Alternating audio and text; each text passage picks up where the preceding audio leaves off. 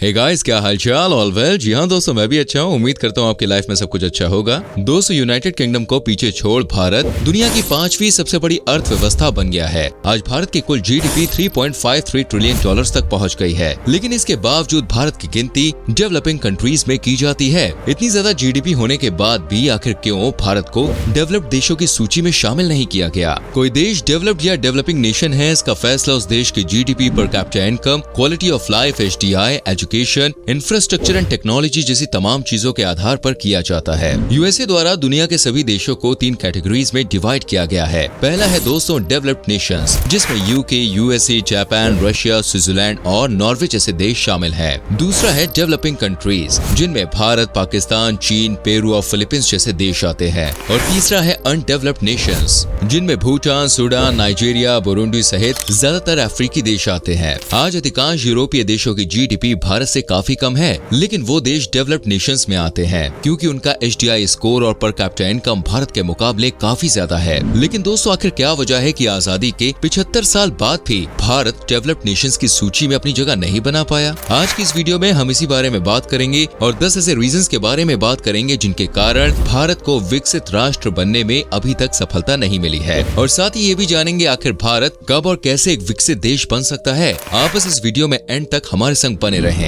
Large population. दोस्तों, भारत की ज्यादा आबादी देश के विकास में सबसे बड़ी बाधा है। एक देश की जनसंख्या जितनी तेजी से ग्रो करेगी, वहाँ विकास की रफ्तार उतनी ही धीमी हो जाएगी, क्योंकि प्रत्येक देश में सीमित संसाधन ही उपलब्ध होते हैं और संसाधन को बढ़ाने में एक लंबा समय लगता है। एग्जाम्पल के तौर पर बात करें तो ज्यादा आबादी को ज्यादा खाद्य सामग्री की जरूरत पड़ेगी, लेकिन जिस गति से आबादी बढ़ रही है, एग्रीकल्चर की फील्ड में उतना विकास अभी तक नहीं हो पाया है। सन 1955 में भारत की आबादी 40 करोड़ थी, जो साल 2022 तक 140 करोड़ पहुंच गई है। ज्यादा आबादी होने के कारण देश में डिमांड बढ़ेगी, लेकिन जब डिमांड के मुताबिक सप्लाई नहीं मिल पाएगी तो देश के विकास पर इसका सीधा असर पड़ेगा। लोगों को एक अच्छी लाइफस्टाइल नहीं मिल पाएगी। पहले के समय में लोगों के घर काफी बड़े और खुले हुआ करते थे, लेकिन अब शहर इतने ज्यादा कंजेस्टेड हो गए हैं कि कई मोहल्लों में ताजी हवा का आना भी मुश्किल हो चुका है। यहाँ पर आपके मन में एक सवाल आ सकता है कि चीन की आबादी भारत से भी ज्यादा है, तो फिर चीन ने इतना विकास कैसे कर लिया? देखिए दोस्तों, इसकी एक वजह दोनों देशों का क्षेत्रफल है। चीन के पास भारत से कई गुना ज्यादा लैंड एरिया है। चीन ने 1970 के दशक में ही विकास की नींव रख दी थी।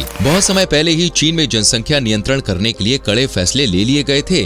आज चीन के पास स्किल्ड लेबर की कोई कमी नहीं है। इसके अलावा भी अन्य कई ऐसे कारण हैं जिनकी वजह से आज चीन टेक्नोलॉजी के मामले में सबसे आगे खड़ा है और वहां तक पहुंचने में अभी भारत को काफी समय लग सकता है। Education system. एक देश के विकास का आधार वहाँ का एजुकेशन सिस्टम होता है। जब तक दोस्तों एजुकेशन सिस्टम मजबूत नहीं होगा, देश विकास की राह पर आगे नहीं बढ़ पाएगा। आजादी के बाद से ही भारत ने शिक्षा की ओर ध्यान देना शुरू कर दिया था और आज भारत के अधिकांश बच्चे स्कूल जा रहे हैं। लगभग सभी गांव और कस्बों में स्कूल की सुविधा मौजूद है। भारत के लिटरेसी रेट में भी सुधार हो रहा है, लेकिन क्वालिटी ऑफ एजुकेशन का आज भी बड़ा अभाव है। प्राइवेट स्कूल्स और शहरों के बड़े सरकारी स्कूलों को हटा दिया जाए तो सिर्फ खाना पूर्ति के लिए स्कूल चलाए जा रहे हैं। आए दिन सोशल मीडिया पर सरकारी स्कूलों की और भारत के एजुकेशन सिस्टम के पोल खोलने वाली वीडियोस वायरल होती रहती है। भारत में आज भी वही एजुकेशन सिस्टम अपनाया जा रहा है जो अंग्रेजों ने 200 साल पहले अपनाया था। इस सिस्टम में बच्चों को कुछ नया नहीं सिखाया जाता है, सिर्फ ये सिखाया जाता है कि कैसे अच्छे मार्क्स लाए जाए, अच्छी डिग्री हासिल करके अच्छी कंपनी में नौकरी की जाए या फिर सरकारी नौकरी की तैयारी कर आराम की नौकरी की जाए। नए आइडियाज के बारे में बच्चों को नहीं पढ़ाया जाता। भारत को अगर जल्द ही विकसित देशों की सूची में शामिल होना है तो जापान जैसे देशों के एजुकेशन सिस्टम को अपनाना होगा। अच्छे इंस्टीट्यूट्स के मामले में IIM और IIT की बात तो होती है, लेकिन आपको जानकर हैरानी होगी कि दुनिया के टॉप 100 एजुकेशनल इंस्टीट्यूट्स में भी भारत के किसी भी कॉलेज या यूनिवर्सिटी का नाम शामिल नहीं है, जो वाकई में शर्म की बात है।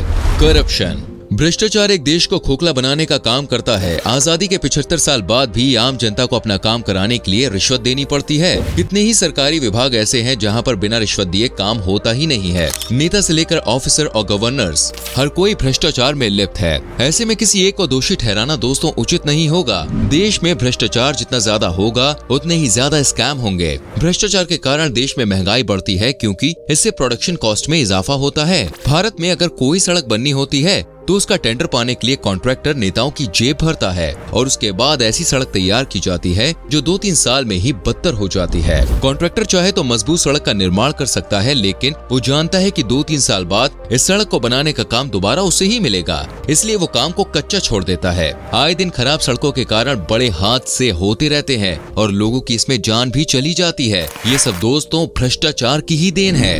अनएम्प्लॉयमेंट, बेरोजगारी भी भारत में एक बड़ा मुद्दा बना हुआ है और इसका भी प्रमुख कारण तेजी से बढ़ती जनसंख्या है। देश के युवा लाखों रुपए पढ़ाई में खर्च करने के बाद भी सिर्फ 10 से 15 हजार रुपए की नौकरी में ही संतुष्ट हो जाते हैं, क्योंकि उनके पास ऑप्शन नहीं है। देश में हर साल जितने ग्रेजुएट्स निकल रहे हैं, जितने डॉक्टर इंजीनियर बन रहे हैं, उतनी मात्रा में नौकरियां नहीं है। मजबूरी के कारण भारत के युवा विदेश जाने को मजबूर हैं, क्योंकि वहाँ उन्हें अच्छी सैलरी के साथ अच्छा लाइफस्टाइल भी मिलता है। देश में MBA करने के बाद लोग चाय का ठेला लगा रहे हैं, तो कई लोग इंजीनियर की डिग्री लेने के बाद समोसे बेच रहे हैं। अगर ऐसे ही देश के हालात बने रहे तो आने वाले कई दशकों में भी भारत अपना नाम डेवलप्ड नेशंस की सूची में शामिल नहीं करा पाएगा।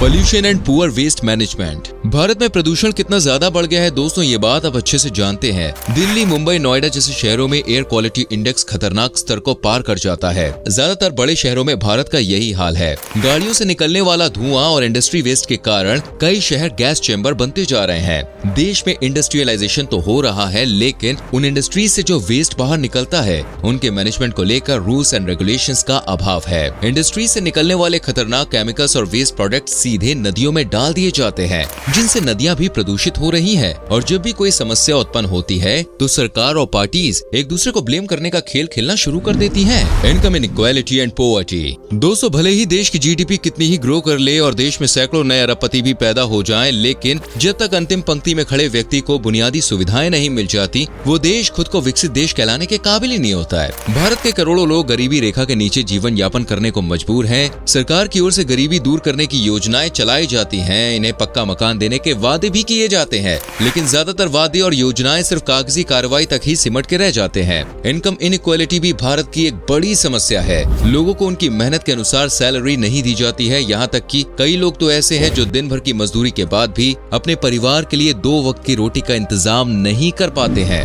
मेंटालिटी इशू, आजादी के 75 सालों के बाद भी भारत एक विकसित देश नहीं बन पाया है। इसमें देश के लोगों की मानसिकता भी एक प्रमुख कारण है। हमारे देश में स्कूलों से ज्यादा मंदिर हैं। न जाने कितने ही ऐसे लोग हैं जो डॉक्टर से ज्यादा तंत्र मंत्र, झाड़ फूक और काला जादू पर विश्वास रखते हैं। महिलाओं को आज भी पुरुषों के कमतर आंका जाता है। भले ही महिलाएं हर क्षेत्र में पुरुषों से कंधा मिलाकर चल रही हैं, लेकिन एक बड़ा तबका आज भी यही सोचता है कि महिलाओं का काम सिर्फ घर संभालना और बच्चे पैदा करना है। उन्हें बाहर निकलने की छूट नहीं दी चाहिए। दुनिया के विकसित देशों पर अगर नजर डाली जाए तो ज्यादातर देशों में महिलाएं और पुरुष मिलकर देश को आगे बढ़ाने में योगदान दे रहे हैं।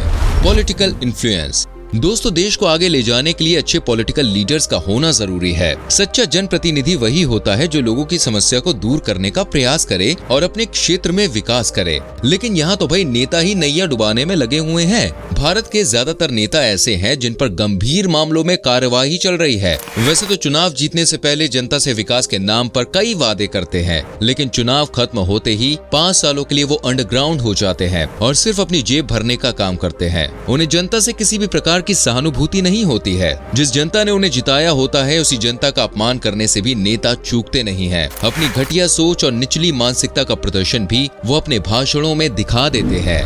कास्टिज्म, भारत को अगर आगे बढ़ना है तो जात पात के भेदभाव से आगे बढ़ना होगा दोस्तों। विकास के मुद्दों के बजाय लोग धर्म के नाम पर बहस करते हैं। स्कूल और कॉलेज बनाने के बजाय मंदिर और मस्जिद बनाने के लिए दंगे फसाद होते रहते हैं। नेता और जनप्रतिनिधि मामलों को शांत कराने के बजाय आग में घी डालने का काम करते हैं और भड़काऊ भाषण के जरिए जनता को उकसाते हैं और भोली भाली जनता आराम से बहकावे में आ जाती है। जाति और धर्म के नाम पर मॉब लिंचिंग की घटनाओं में भी काफी इजाफा हुआ है। विकसित देशों में दोस्तों कभी भी जात पात के आधार पर बहस नहीं होती है। भारत एक सेकुलर देश है जहां सभी धर्मों का समान रूप से सम्मान किया जाता है। किसी भी धर्म में ये नहीं कहा गया है कि अन्य धर्मों का अपमान करें या फिर धर्म के नाम पर लड़ाई करें। इन सब बातों को बहुत पहले ही छोड़कर देश को आगे बढ़ जाना चाहिए था, लेकिन देश के जो नेता हैं वो आगे बढ़ने आपको देते नहीं और आप बढ़ते नहीं। Lack of knowledge and responsibility, भारतीय लोगों को अपने अधिकारों की जानकारी नहीं है। उनके पास क्या क्या फंडामेंटल राइट्स हैं इस बारे में लोग जानते ही नहीं है और अधिकारों की जानकारी के अभाव में उन्हें कई बार प्रताड़ित किया जाता है। साथ ही लोग अपनी जिम्मेदारी और कर्तव्य नहीं समझते। सड़कों पर कूड़ा फेंकना, कहीं पर भी थूक देना, कहीं पर भी खड़े होकर पेशाब करना, रॉन्ग साइड में ड्राइविंग करना, कानून की धज्जियां उड़ाना लोगों की आदत बन गई है और इस चीज में वो अपनी शान समझते हैं। अगर सरकार लोगों को किसी चीज की जानकारी देती है या जागरूक करने की कोशिश करती है तो जनता सरकार का ही मजाक उड़ाना शुरू कर देती है। अच्छी बातों को अपनाने के बजाय उन बातों में कमियां निकालने की कोशिश करते हैं। सिर्फ सरकार के प्रयासों से देश का दोस्तों कभी विकास हो ही नहीं सकता है। लोग जब अपनी जिम्मेदारियों को समझेंगे, आदेशों का पालन करेंगे और अपना कर्तव्य समझेंगे तभी देश विकास की राह पर अग्रसर हो सकता है। प्रधानमंत्री नरेंद्र मोदी ने इस साल स्वतंत्रता दिवस के मौके पर ऐलान किया है कि अगले 25 सालों में भारत विकास राष्ट्र की सूची में शामिल हो जाएगा, यानी कि 2047 तक भारत को डेवलप्ड कंट्रीज का खिताब मिल जाएगा। अगर वाकई में भारत को 25 सालों में ये टारगेट हासिल करना है तो अभी से मेहनत करनी शुरू करनी होगी। इससे न सिर्फ सरकार को फायदा होगा बल्कि देखिए आम लोगों की आय में भी कई गुना वृद्धि होगी। भारत का HDI स्कोर भी जो है वो बढ़ जाएगा और देश के लोगों की लाइफस्टाइल में भी सुधार आएगा। इससे पहले मिसाइल मैन ऑफ इंडिया के नाम से विख्यात और देश के पूर्व राष्ट्रपति doctor APJ Abdul Kalam sir ने इंडिया विजन 2020 का सपना देखा था। यानी उनका कहना था कि भारत को 2020 तक विकसित राष्ट्र बन जाना चाहिए, लेकिन अफसोस उनका ये सपना अभी तक सच नहीं हो पाया। लेकिन अभी भी देखिए बहुत देर नहीं हुई है। आइए आज ही आप और हम मिलकर प्रण लेते हैं कि भारत को विकसित राष्ट्र बनाने में अपना अमूल्य योगदान देंगे।